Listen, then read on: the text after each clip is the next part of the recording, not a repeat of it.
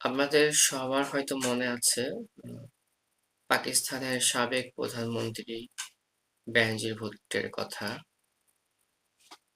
বেশ অনেক বছর দেশের বাইরে নির্বাসনে থাকার পরে যখন পাকিস্তানে পারভেজ মোশাররফ সেনাবাহিনীর প্রধান পরে দেশের প্রেসিডেন্ট হয়েছিলেন পাকিস্তানের। তো উনি বেনজির ভুট্টো দেশে ফিরে আসে পাকিস্তানে। সেদিনের কথা।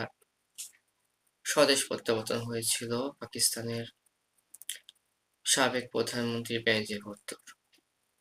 একটা বড় দুর্ঘটনা ঘটে যায় ওই দিনই বোমা হামলায় তাকে মেরে ফেলা হয়।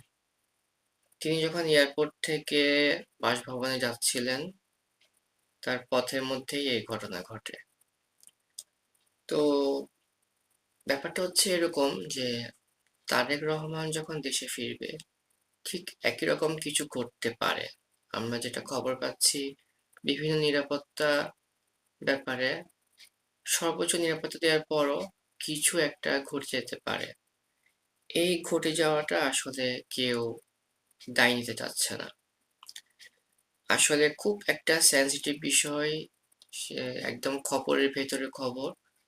অনেক দ্যান-দরবার চলছে, অনেক কিছু ঘটতে যাচ্ছে।